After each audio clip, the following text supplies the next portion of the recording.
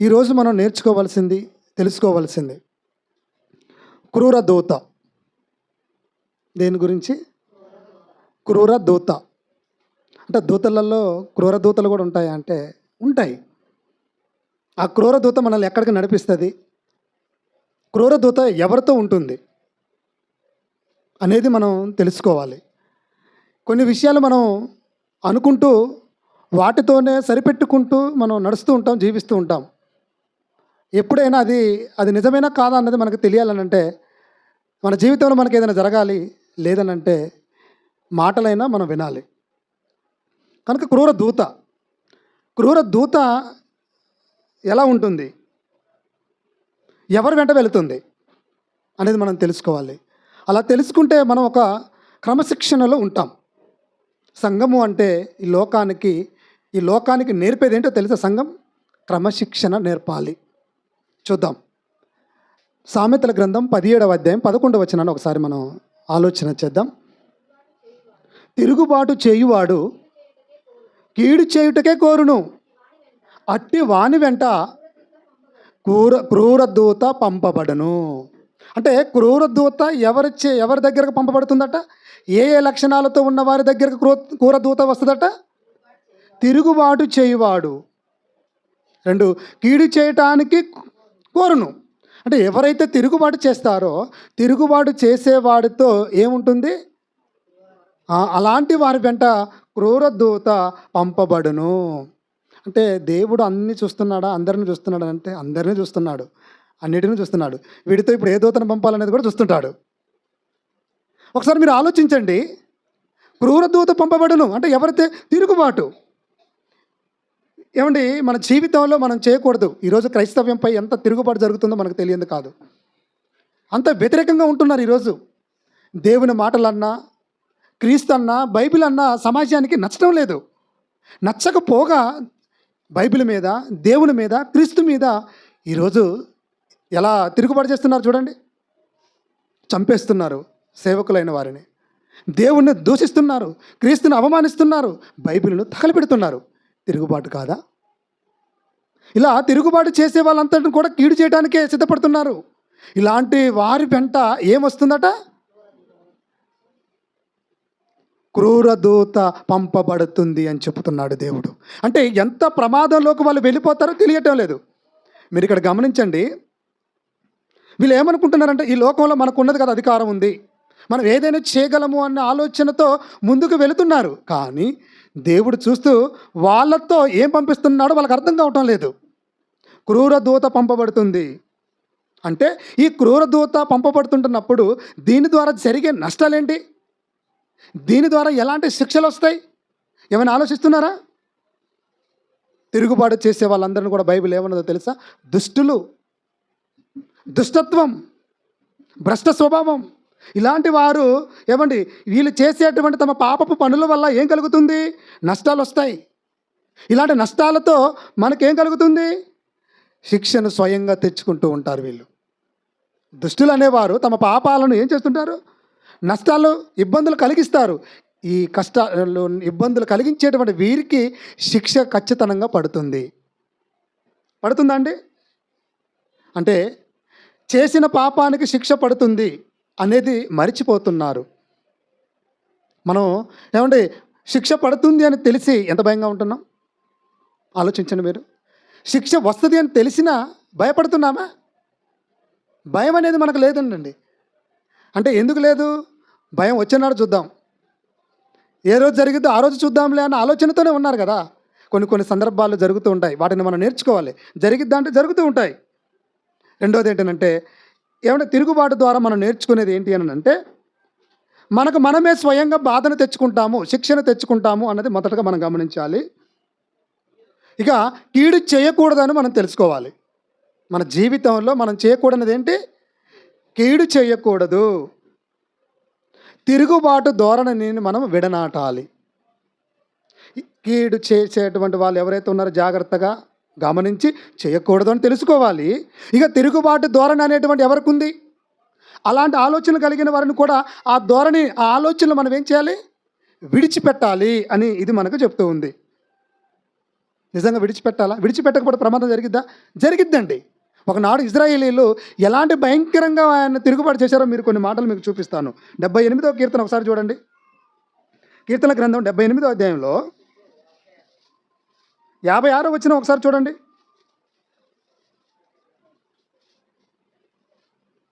అయినను వారు మహోన్నతుడైన దేవునిని శోధించి తిరుగుబడతారు. దేవుణ్ణి శోధించారా? దేవుణ్ణే శోధించారు వాళ్ళు. ఏ విషయంలో శోధించారు? వాళ్ళకు అవసరమైన ఉన్న దానన్నిటిలో శోధించారు. తిండి కోసం శోధించారు, బట్టల కోసం శోధించారు, నేల కోసం, ఏమంటే మాంసం కోసం. వాళ్ళు శోధించినది దేని విషయంలో చెప్పండి? దేవుడు అన్ని చేస్తున్నా దేవుణ్ణి కూడా శోధించే పనిలోనే ఉన్నారా? మళ్ళీ దేవుని పిల్లలు. ఇక్కడ మనం కూడా ఎవరివి? ఆవు పిల్లలమా? పంది పిల్లలమా? కాదుగా. మనం ఎవరి పిల్లలవి? దేవుని పిల్లలం. దేవుని పిల్లలైన వారు దేవుణ్ణి శోధించేటట్టుగా ఈరోజు ఉంటున్నారా? ఒకవేళ శోధించిరి, ఆయన శాసనములను అనుసరించకపోయిరి. చూసారా? అంటే దేవుని పిల్లలు పిలువబడుతున్నటువంటి వారు కూడా దేవుడు వారికి ఏదైతే ఆజ్ఞలు ఇచ్చాడో ఆ ఆజ్ఞలను అనుసరించలేదట. అంటే ఆజ్ఞల ప్రకారంగా నడుచుకోలేదట. వాళ్ళు నడుచుకోలేదు. వాళ్ళకేం కలిగింది? శిక్ష పడ్డది. ఏమంటే తినే కాడ శోధించారు. మీకు తెలుసు కదా, ఎన్నో సందర్భాలు మనం ఉన్నాయి. తినే కాడ శోధించారు. మేము అక్కడ ఉన్నప్పుడైతే మంచి మంచి కూరలు తినేవాళ్ళం. ఇక్కడికి వచ్చినాం, కనీసం తిండి లేదు, నీళ్ళు లేవు, ఏం లేదన్నారు. వాళ్ళు శోధించే దానికి దేవుడికి ఏమండి మనసు బాధపడిపోయి, కావాలా మీకు తిండి తినండి, కుండల నిండా వండుకొని తినండి, చక్కగా పూరీలను తీసుకొని వచ్చి వండుకొని తింటున్నారు. అప్పుడు చూశాడు దేవుడు, కుండలలో ఉడుకుతున్నాయట. ఇంకా ఉడకని కూడా ఉడకలేదు అవి. ఉడకని వాటిని తీసుకొని చుట్టూ చేరి ఆవురు అనుకుంటూ తింటూ ఉన్నారట. ఏమంటే ఇంట్లో 10 మంది ఉంటారు కదా, 10 మందిలో ఎవడెక్కువ తింటాడో ఏమో అనుకొని ఆలోచించి నాకు దొరికింది దక్కుల్లో అనుకుంటా గబా తింటూ ఉన్నారట. కనీసం ఏమంటే తినేటప్పుడు ఆ గొంతులో నుంచి లోపలికి పోవడానికి ఎంత టైం పట్టిద్దండి? పోనీ ఎంత దూరం ఉంది లోపల గొంతులో నుంచి కడుపులోకి రావడానికి? అక్కడి నుంచి లోపలికి వెళ్ళేలోపు ఏమైపోయారట? చచ్చిపోయారట. వారు గొంతులో ఉండగానే. గొంతమ్మ కోరికల్లో ఉండేవాళ్ళు కొంచెం ఆలోచించండి. ఎంత తగ్గించుకుంటే అంత మంచిదని దేవుడు మనకు పాఠం చెప్తున్నాడు. నిజం. మన మహబూబాబాద్ జిల్లాలోనే 2 రోజుల క్రితం న్యూస్ చూశాను. మటన్ తినుకుంటూ ముసలాయన 60 ఏళ్ళు 56 ఏళ్ళు ఉంటాయి సుమారుగా, తింటున్నాడు మాంసం. తింటూ ఆవుర గొంతులో పడి ఎముక చనిపోయాడు రీసెంట్గా. ఎప్పుడో ఇజ్రాయేల్ కాలం నాడు మనకు దేవుడు జ్ఞాపకం చేస్తున్నాడంటే ఈ రోజు ఉన్న వాళ్ళు లేరా? మన జిల్లాలోనే ఉన్నారు, రేపు మన ఊర్లో కూడా ఉండొచ్చు. మనమే అయితే ఆలోచించండి. మన దాకా రాదు, మనం జయం అనుకోవద్దు. క్రూరదోత నీ ఎమ్మటుంటే నువ్వు ఏదైనా చేస్తున్నావు, జాగ్రత్త. దేవుని శోధించారట. శోధించటం. ఇంకోటి ఏంటంటే తిరుగుబాటు అంటే మేము ఎవరి మీద తిరుగుబాటు చేస్తున్నాం అనేది కాదు, అనుసరించకపోవడమే తిరుగుబాటు చేయటం. దేవుని మాట వినకుండా దాని ప్రకారంగా నడుచుకోకుండా ఉండటమే తిరుగుబాటు. మరి ఇలాంటి తిరుగుబాటుకి ఏం జరుగుతుంది? ఏం జరగదనుకుంటున్నారా? 89వ కీర్తన కొంచెం ముందుకు వెళ్ళండి. 32వ వచనం. 89వ కీర్తన 32వ వచనంలో, నేను వారి తిరుగుబాటునకు దండముతోను వారి దోషమునకు దెబ్బలతోనూ వారిని శిక్షించేదను. ఎవరైతే తిరుగుబాటు ధోరణితో ఉన్నారో, ఎవరైతే పాపంతో దుష్టులుగా మారిపోతున్నారో, నష్టాన్ని కలిగిస్తున్నారో, మీరందరూ జాగ్రత్తగా వినండి అని దేవుడు చెప్తున్నాడు. వాళ్ళందరిని ఏం చేస్తాడట? దండనేస్తాడు. ఒకేసారి శిక్ష పడదు, ముందు దండిస్తాడు. దండన ఎలా ఉంటుంది? భయంకరంగా ఉంటుంది. దండనతోనూ దెబ్బలతోనూ వారిని నేను శిక్షిస్తాను అంటున్నాడు. అంటే ఈ మాటను బట్టి మనకేం అర్థం కావాలి? శిక్ష ఖాయం. ఎవరికి శిక్ష ఖాయం? నేను తిరుగుబాటు చేసేవారు ఎవరైతే ఉన్నారో వారిని నేను శిక్షించకుండా విడిచిపెట్టను అంటున్నాడు దేవుడు. కాకపోతే ఏం జరుగుతుందంటే శిక్ష అనేది వెంటనే అమలు కాదు. ఏమంటే మన తమిళనాడు రాష్ట్రం 9 మందికి ఏ శిక్ష విధించింది? ఎమ్మటే వేశారా? టైం పడుతుంది అంతే. కానీ విషయం ఏంటంటే ఎప్పుడో 2019, 2020లో కరోనా టైంలో జరిగిన ఆ యొక్క కేసు సుమారుగా 6 ఏళ్ల తర్వాత మనకు బయటకు వచ్చింది. చూసారా? కేసు ఫైల్ కావడానికి మొత్తం దాని మీద శిక్ష అమలు చేయడానికి 6 ఏళ్ళు పట్టింది. ఇప్పుడు ఉరి శిక్ష అని అమలు చేశారు. మరలా ఉరి శిక్ష వెంటనే వేస్తారా? టైం పడుతుంది. మనం కూడా అలాగే అనుకోవాలి. ఎందుకంటే శిక్ష అనేది వెంటనే జరగకపోవడం వలన మనకు భయం లేకపోతుంది. కానీ ఇక్కడ మనం నేర్చుకోవాల్సింది ఏంటంటే, వామ్మో ఏ రోజైనా ఒక రోజు శిక్ష పడుతుందిరా నాయన అనుకొని మనం కూడా ఏం కావాలి? అలర్ట్ కావాలి. తిరుగుబాటు చేసేవారు. ఏమండి, కీడు చేయటానికే కీడు చేయటానికి కోరుతుంటారు అట వీళ్ళు. ఎప్పుడు చెప్పిన మాట వినరండి. అది ఒక రకంగా ఏంటో తెలుసా, చెప్పిన మాట వినరు. చెప్పిన మాట వినకుండా చేసేవాళ్ళు తిరుగుబాటు చేసిన వారితో సమానమే. అంటే వీళ్ళ వెంట ఏముంటుంది? క్రూర దూత. ఇక క్రూరుడు ఊరుకుంటాడా? ఏం చేస్తుంటాడు? పెడుతుంటాడు చిచ్చు. మరి ఏమంటే చిచ్చు ఎక్కడ పెడతారు? దేనితో పెడతారు? దేనితో పెడతారు చెప్పండి చిచ్చు? నాలుక అగ్ని అన్నాడు కదా.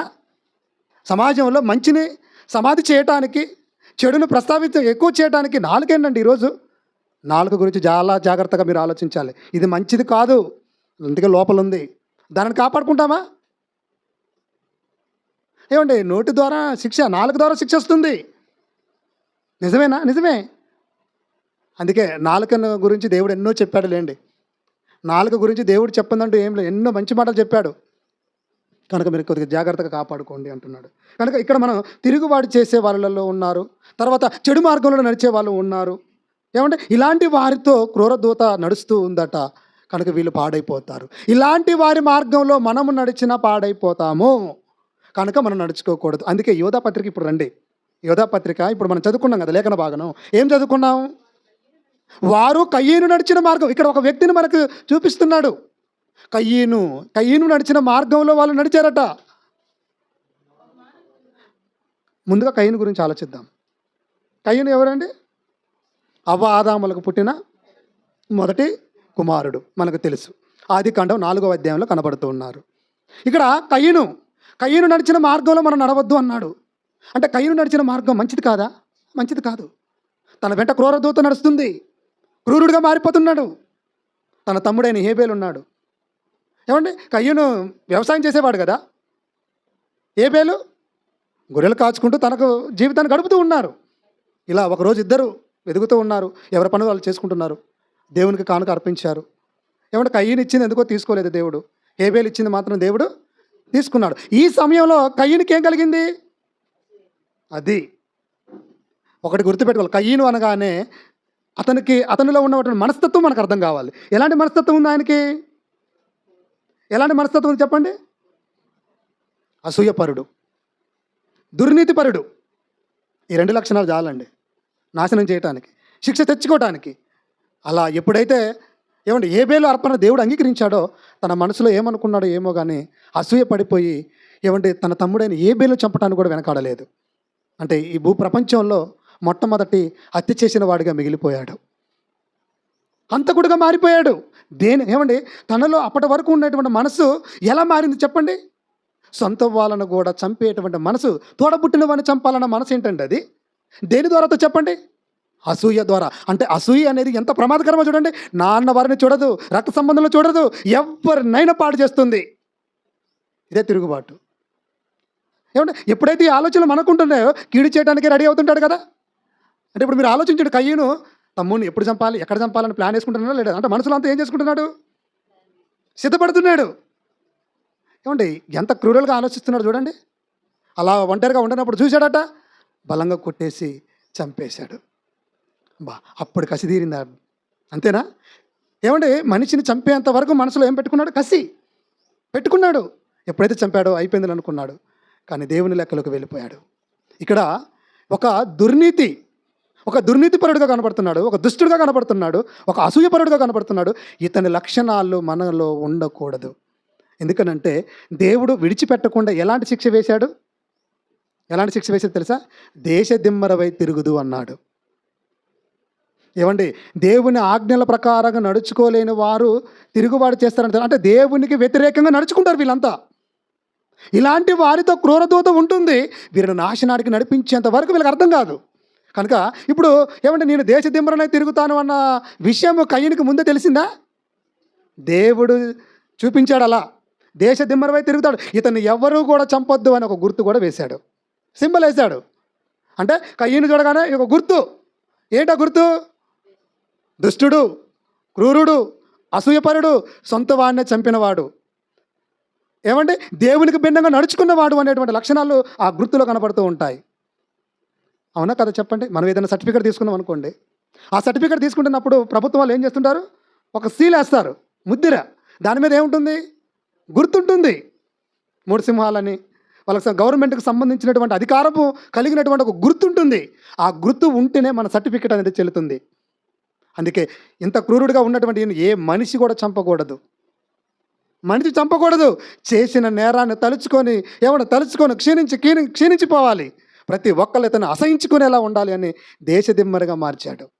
ఈరోజు దేవుని వాక్యం లేకుండా ఉండే వాళ్ళు కూడా ఎలా తిరుగుతున్నారో మీరు చూడండి. అలాగే తిరుగుతున్నాడు. దేశదిమ్మరిలా తిరగట్లేదా? దేవుని వాక్యం దగ్గరకు రాకుండా వాళ్ళు ఇష్టం వచ్చినట్టుగా తిరగటం లేదా? చెప్పండి. దీని అంతటా ఏమనుకుంటున్నారు? వాళ్ళతో ఎవరు ఉంటున్నారు అనుకుంటున్నారు? క్రూరదూత. ఎంత ప్రమాదకరం అండి. అలాగే నేను ఉంటాడా? ఏదో ఒక రోజు మరణిస్తాడు కదా. మరణించిన తర్వాత పొందబోయేదేంటి? శిక్ష. అది అనంతకాలం కదా. ఈ కొద్ది కాలంలో మనం ఎందుకు చెప్పండి తిరుగుబాటుతనం? ఈ కొద్ది కాలంలో మనం ఎందుకు దేవుని మాటలు అనుసరించి నడుచుకోకూడదు చెప్పండి?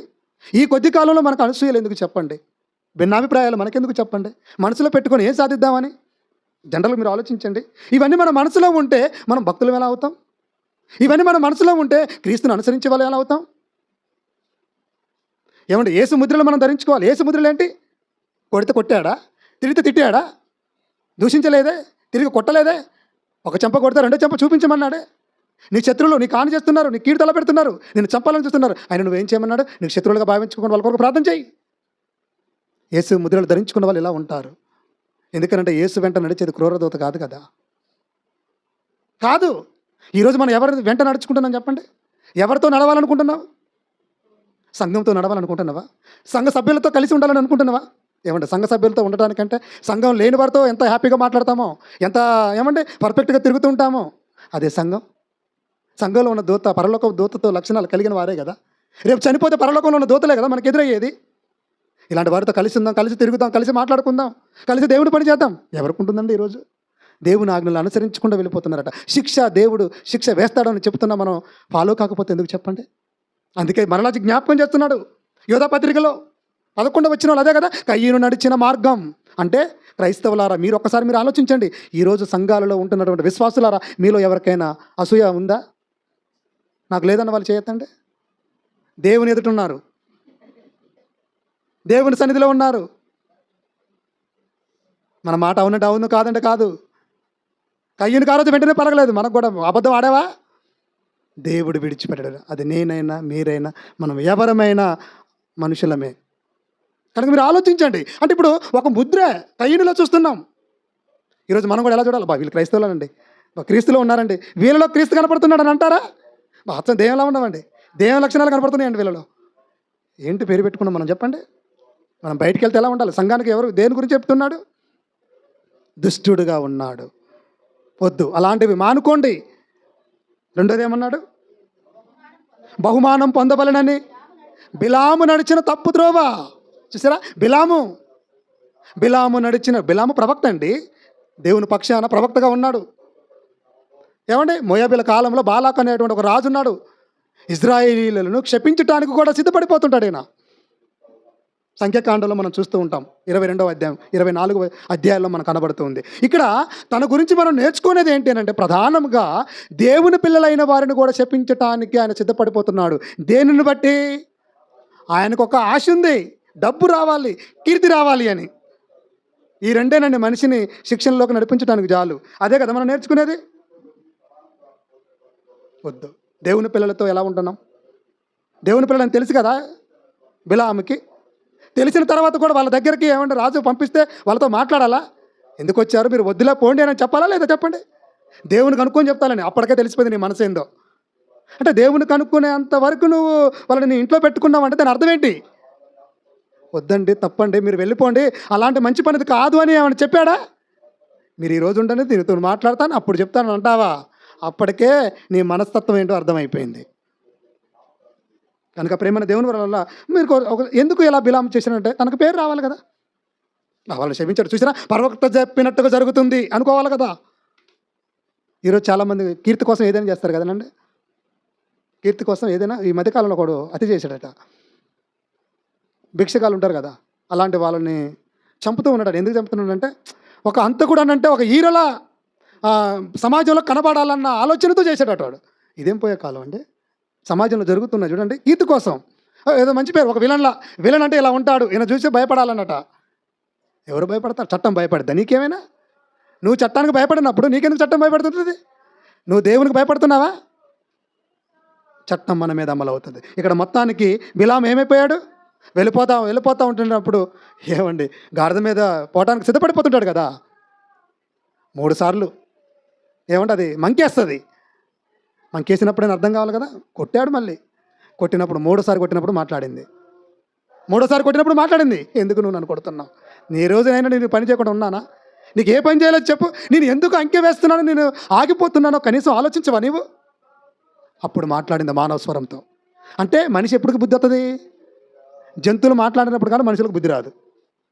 గాడిద మాట్లాడినప్పుడు ఈ అడ్డగాడిదకి జ్ఞానోదయం అయింది అన్నట్టుగా అనిపిస్తుంది కదా. మనం కూడా ఎలా తిరుగుతున్నాం? అడ్డగాడిదలా తిరుగుతున్నారా మీరు? కఠినంగానే ఉంటుంది కొద్దిగా.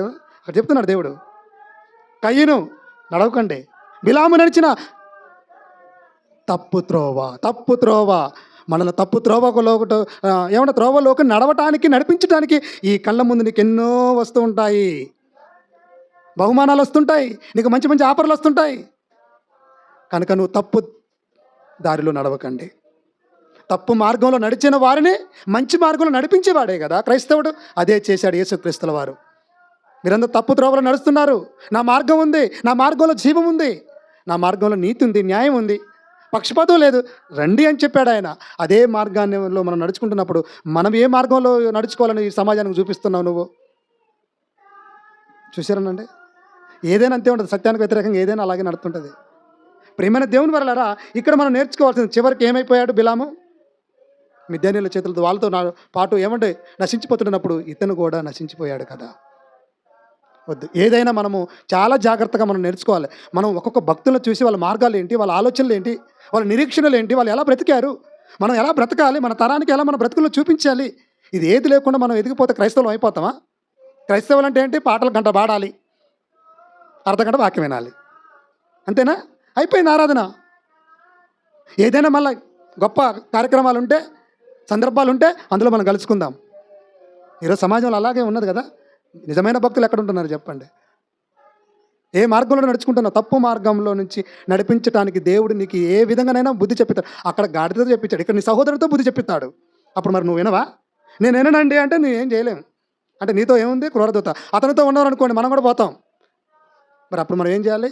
1-2 సార్లు బుద్ధి చెప్పిన తర్వాత దేవుడు ఏం చెప్పాడు? విధులేయండి. 1-2 సార్లే.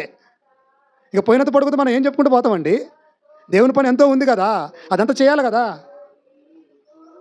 అంటే ఇప్పుడు మరి ఏ మార్గాలు తెలిసినాయి? కయ్యను మార్గం మంచిది కాదు, అది అసూయతో ఉండేది. అసూయ ఆరోగ్యానికి హానికరం, చాలా మంచిది కాదమ్మా. అసూయతోనే చచ్చిపోతాం మనం.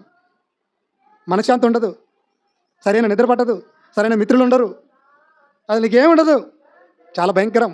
వద్దు అంటున్నాడు దేవుడు. ఇక్కడ బిలాము, ఏం కీర్తి కావాలి నీకు? ఎంత ధనం కావాలి? ఆశిస్తున్నావా?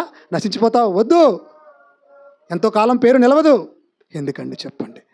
అల్పకాల జీవితంలో పాపభోగాలు అనుభవించడానికి ఇవన్నీ దేవుడు మనకి హెచ్చరిక చేస్తున్నాడనంటే కనీసం మనం ఆలోచించాలి కదా.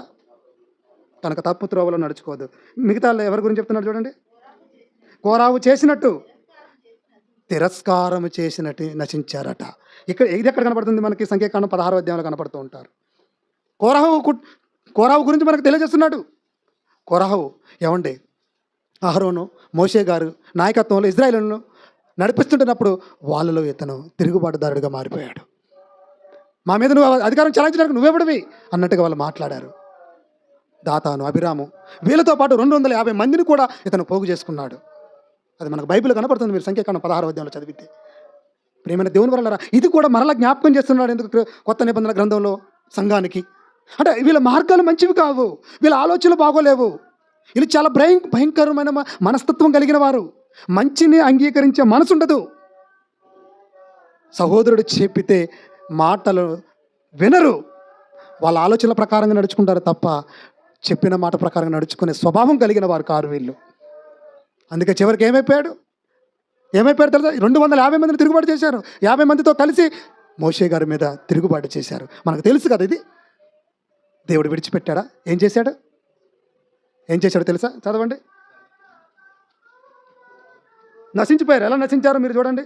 32వ వచనం, సంఖ్యాకాండం 16వ అధ్యాయం 32వ వచనంలో, భూమి తన నోరు తెరిచి వారిని, వారి కుటుంబములను, కోరావు సంబంధులందరినీ, వారి సమస్త సంపాద్యమును మృంగివేసింది. భూమి మింగివేసిందట.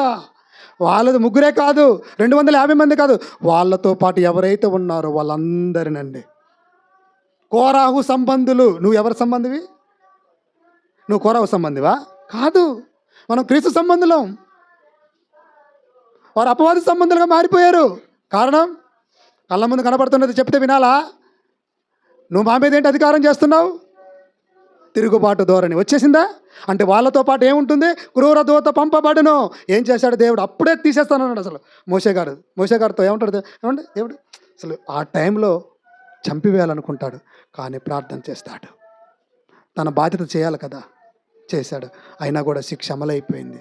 వారు నిలుచున్న భూమి నెర్రెలు బాసిపోయిందట. ఏమండి, బ్రతికుండగానే భూమిలోకి వెళ్ళిపోయారండి. ఎంత భయంకరంగా ఉంటుందో ఒకసారి మీరు ఆలోచించండి. మీకు ఆ భయం, ఆ బాధ మీకు అర్థం కాదనంటే డోర్ దగ్గర నిలబడండి. తలుపు దగ్గర తలుపు ఉంటుంది కదా, ఆ తలుపు సందు గ్యాప్ ఉంటుంది కదా, అందులో ఏలు పెట్టి తలుపు వేసుకోండి. ఒకసారి అర్థం కాలేదా? రెండోసారి చేయండి. ఒక ఏళ్ళకి అర్థం కాలే, 5 ఏళ్ళు ఉన్నాయి. ఆ పని చేస్తే ఎలా ఉంటుందండి? ఈ దేహానికే శిక్ష, ఏం కాదు. అలాంటి పొరపాటు చేస్తే ఎంత బాధ ఉంటుందో మీకు అర్థం కావాలి కదా. ఎందుకంటే తిరుగుబడతాను. ఇప్పుడు సైదులు గారు మీతో మేము ఎప్పుడు తిరుగుబాటు చేసినాం? నాతో చేస్తారనండి. నాతో చేయడానికి నేనెవరిని?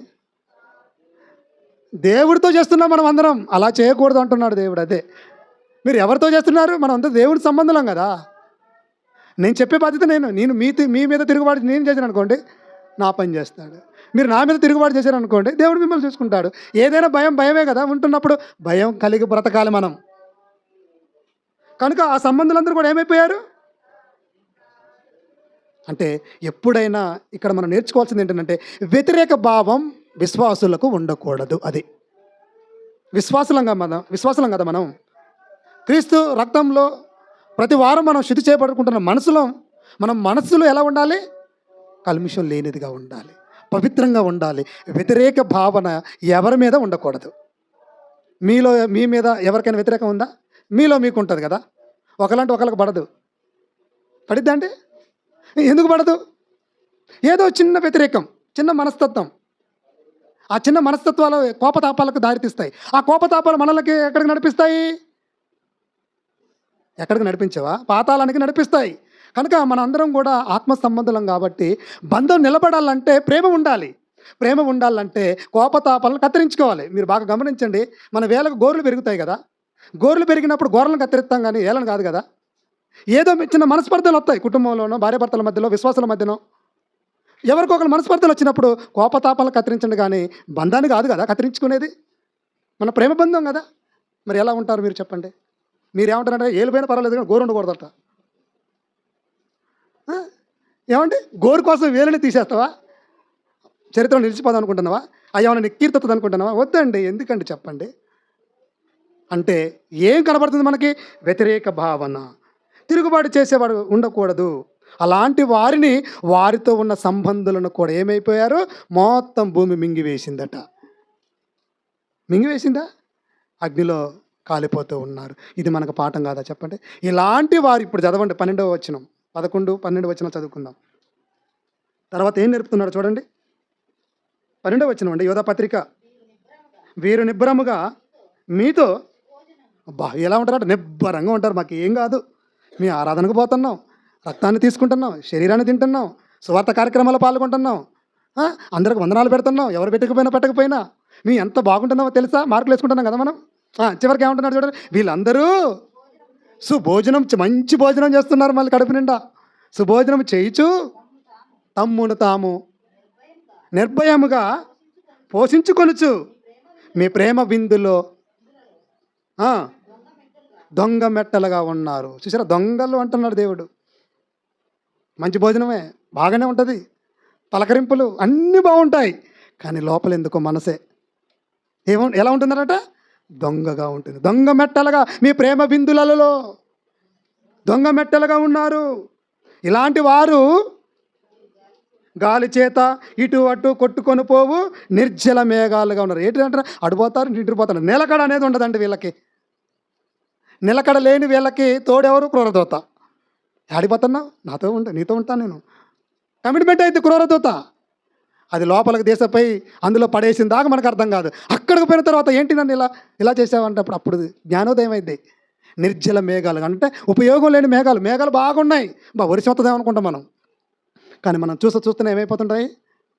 గాలిలో అలా తేలిపోతూ కలిసిపోతుంటారు. వర్షం ఏమి పడదు. చూస్తానికి భక్తులండి పోతున్నారండి, చేస్తున్నారండి అన్న. నిజంగా బయట వాళ్ళు అనేది అంతే ఉంది, మన తీరు అంతే ఉంటుంది. నిర్జల మేఘాలు. మేఘం పేరు చూడటానికి కారు మేఘాలు. వర్షం పడిద్దేమో అనుకున్నారు, ఉన్న నీళ్ళు పారపోసుకున్నాం తీరకొండలోకి. ఏమండి, అయ్యో వర్షం పడలేదా? పడలేదు. అది నీకు అర్థమైతే మన భక్తి కూడా అలాగే ఉంటుందట. పాటించక తప్పు త్రోవలు నడుచుకుంటూ చిన్న చిన్న పొరపాట్లకు చిన్న చిన్న ఆలోచనలకు ఏమంటే ఇలా మనం తప్పిపోతూ ఉన్నాం కదా. ఇలా తప్పిపోతే ప్రమాదకరం కదా. నిర్జల మేఘాలు. గాలి ఎటు తడిపోతావా? ఎవరేది చెప్పినా అది వినటమే, ఎవరేది చెప్పినా అది నమ్మటమే, దాని ప్రకారం నడుచుకోవటమే. దానికి మళ్ళీ మనం వంతు ఏమండి వద్దు. వంతులు పెట్టుకొని మాట్లాడుకుంటున్నావా?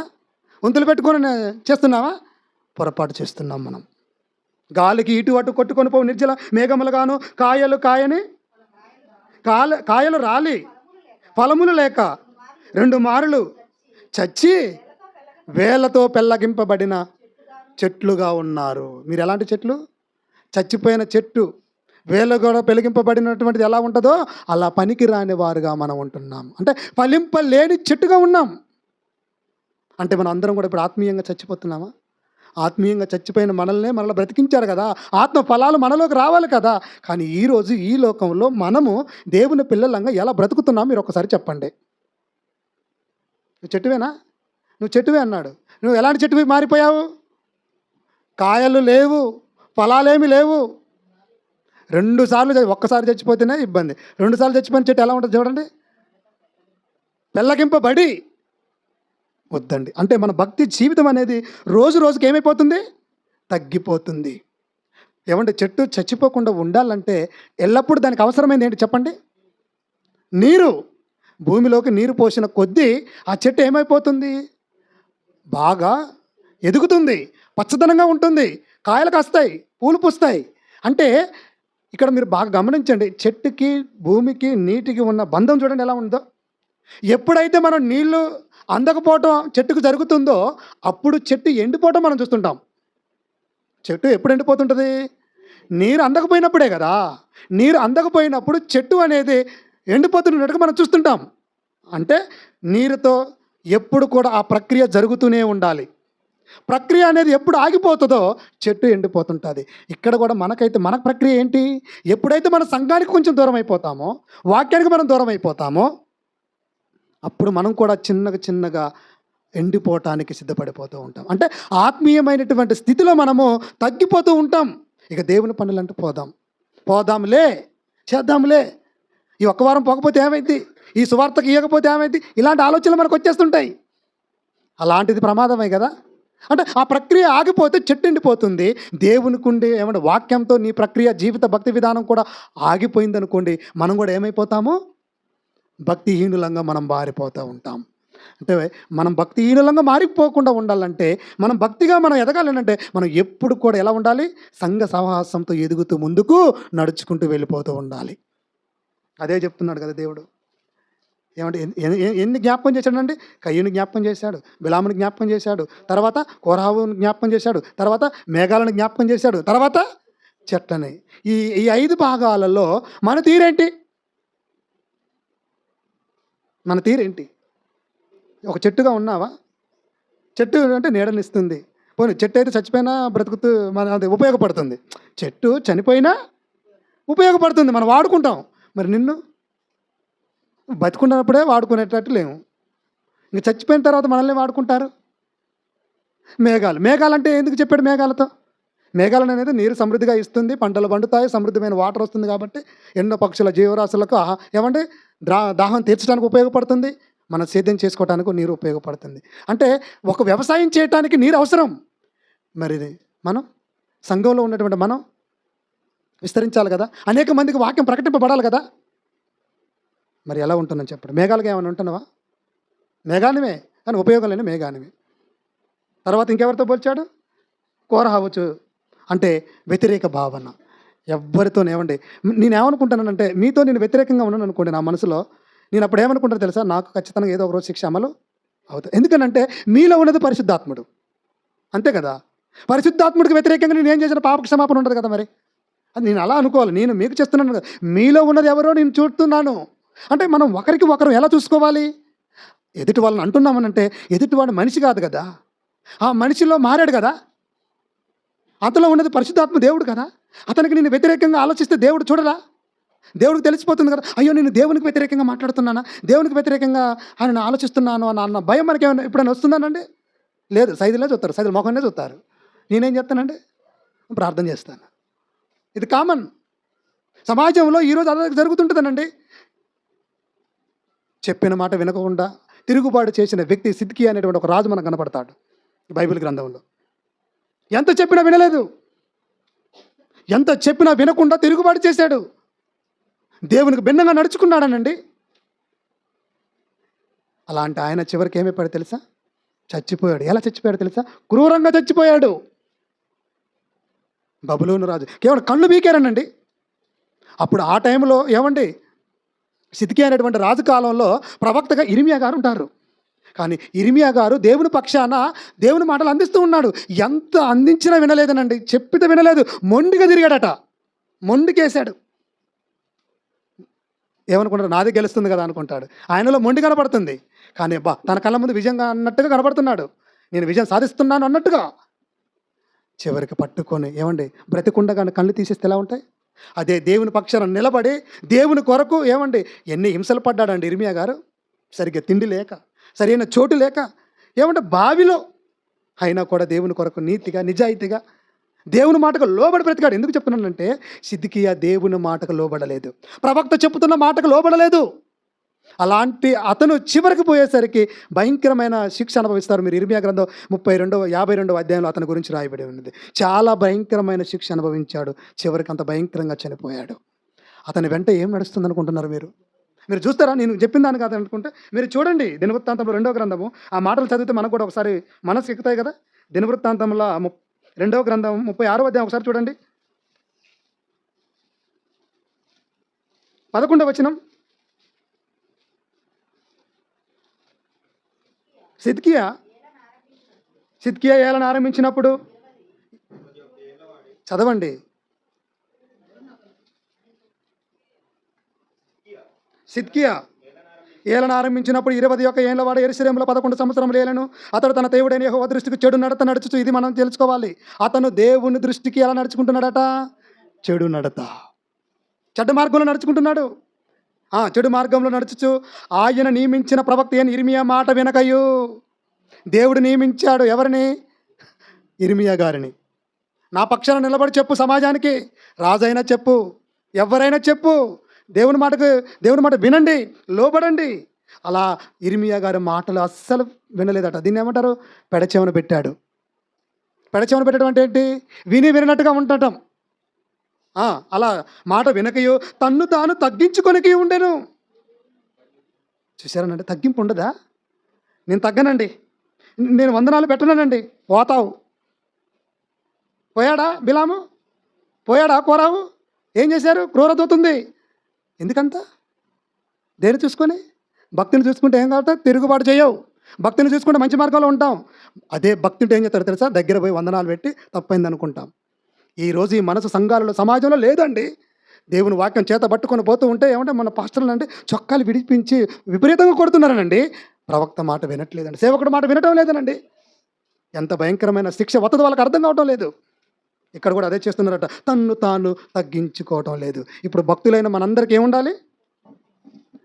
తగ్గించుకుంటావా? ఎవరి దగ్గర తగ్గించుకోవాలి? ఈరోజు మనుషులు ఎలా ఉంటారంటే మనుషుల ముందు తగ్గించుకున్నట్టుగా ఉంటారు. అవునా? అలా కనబడుతూ ఉంటారండి. అలా ఉండకండి, అది మంచిది కాదంటున్నాడు. తర్వాత మరి దేవుని నామను బట్టి తన చేత ప్రమాణం చేయించిన నెబుకద్నెజరు రాజు మీద అతడు తిరుగుబాటు చేసెను. చూసారు, రాజు మీదనే తిరుగుబాటు చేశాడట. ఎందుకు ఆ ధైర్యం? మరి తిరుగుబాటు చేసెను. అతడు మొండితనమును వహించి ఇశ్రాయేలీయుల దేవుడైన యెహోవా వైపు తిరుగక తన మనసును కఠినపరచుకొనెను. ఎంత కఠినంగా మారిపోతున్నారు చూడండి. చెప్పుతుంటే వినట్లేదట. వినకుండా మొండిగా తిరిగాడట. దేవుని వైపు తిరగాలని ఎంత చెప్పినా తిరగలేదట. దేవుని దగ్గరికి రండి. మీరు తగ్గుండండి. మీ మనసులో మార్చుకోండి అని ఈరోజు నేను చెప్తున్నాను కదా! అదే కదా చెప్పేది. మొండికేస్తున్నారా? వద్దండి. చాలా ప్రమాదకరమేనండి. అలాంటి ఆయన దేవుని వైపు తిరగండి. మీరు ఎవరి వైపు తిరుగుతున్నారు? మనుషుల వైపు తిరగటానికి ఇష్టపడతాం. మనుషులతో, అన్యులతో కలిసి తిరగటానికి, అన్యులతో తిరగొద్దన్నది నా ఉద్దేశ్యం కాదు. అంతకంటే ఎక్కువగా వాళ్ళతోనే తిరగాలనుకుంటున్నప్పుడు, అంతకంటే ఎక్కువగా ఇంకెవరితోని తిరిగితే మేలండి? వాళ్ళతో తిరగొద్దన్నది దేవుడి ఉద్దేశ్యం కాదు. ఇక్కడ అదే చెప్తున్నాడట. కఠినమట. మనసు కఠినంగా చేసుకుంటారనండి. అసలు క్రైస్తవుల మనసు ఎలా ఉండాలనండి? క్రీస్తు యేసుకు కలిగిన మనసును మనము ధరించుకోవాలని. మరి కఠినమైన ఎందుకు వస్తుంది మనకి? కఠినమైన మాటలు, బూతులు ఎందుకు వస్తున్నాయి? ఏమండి? కఠినమైన నిర్ణయాలు మీరు ఎందుకు తీసుకుంటున్నారు? మన ఎడల దేవుడు తీసుకుంటే భయంకరంగా ఉంటుంది కదా! కోరాబు విషయంలో కఠినంగా తీసుకున్నాడా? చూస్తుంటేనే బ్రతికుండగానే పోయారు. మనం కూడా అంతే కదా! ఇంకా ఇంకా ఎంత భయం కలగాలి? ఇప్పుడు ఏ రోజున మనం చనిపోతామో తెలియదు గనుక. అలాంటి ఆయన చివరికి ఏమైపోయాడో చెప్పండి. ఎందుకు ఇంత పరిస్థితి వచ్చింది మీకు?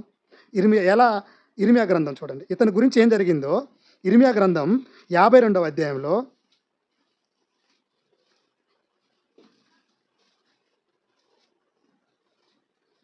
10వ వచనం చూద్దాం. బబులోను రాజు సిద్కియా కుమారులను అతని కన్నుల ఎదుటనే చంపించెను. మరియు అతడు రిబ్లాలో యూదా అధిపతులను అందరినీ చంపించెను. బబులోను రాజు సిద్కియా కన్నులు ఊడదీయించి. ఏం ఊడదీయించి? కళ్ళు అంటే కిటికీలో ఉన్నాడు, స్క్రూ అయింది. ఊడదీస్తున్నాడంటే ఎలా ఊడదీస్తున్నావు? ఎలా ఊడదీసించాడు ఒకసారి మీరు ఊహించండి. కళ్ళు ఊడదీయించి 2 సంఖ్యలతో అతన్ని బంధించి బబులోనునకు అతన్ని తీసుకొని పోయి మరణం అగు వరకు చెరసాలలో అతన్ని పెట్టించెను. చచ్చిపోయేంత వరకు చెరసాలలో ఉన్నాడు. కళ్ళు ఉడబిక్కాడట. 2 సంఖ్యలతో బంధించాడట. ఏమంటే నువ్వు ఎంత కఠినంగా అయితే నువ్వు మారావో నీకు అంత కఠినమైన శిక్ష వచ్చింది. అంతవరకు తెలియలేదండి సిద్కియాకు. ఈరోజు ఒక్కసారి మనం ఆలోచించండి. కఠినమైన శిక్ష మనకు అమలు అవుతుంటుందని దేవుడు చెబుతున్నా కఠినంగా ఇంకా ఉంటున్నావా? ఓ సోదరా, ఓ సోదరి, మనం ఆలోచించుకోవాలి. కఠినంగా ఎవరి విషయంలో కఠినంగా ఉండకండి. ఏ విషయంలోనైనా మీరు కఠినంగా ఉండకండి. కానీ దేవుని మాటలు కఠినంగానే ఉంటాయి. దేవుని మాటలు కఠినంగానే అనిపిస్తుంటాయి. అమ్మో, వినిపిస్తున్నాడు అని అంటే మనకి దేవుడు మేలు చేస్తున్నాడు. దీని వెనకాల దేవుని యొక్క మేలుంటుంది. కనుక విన్న మాటను విని అర్థం చేసుకొని దానికి ఏం చేయాలి? మనసు త్రిప్పుకోవాలి. మనకు మనమే తగ్గించుకోవాలి. అదే కదా ఇక్కడ నేర్చుకుంది మనం. అలా నేర్చుకోకుండా ఎవరైతే ఉంటారో వాళ్ళకేం పడుతుంది? సామెతల గ్రంథం 17వ అధ్యాయము 11వ వచనం చదువుకొని ముగించుకుందాం.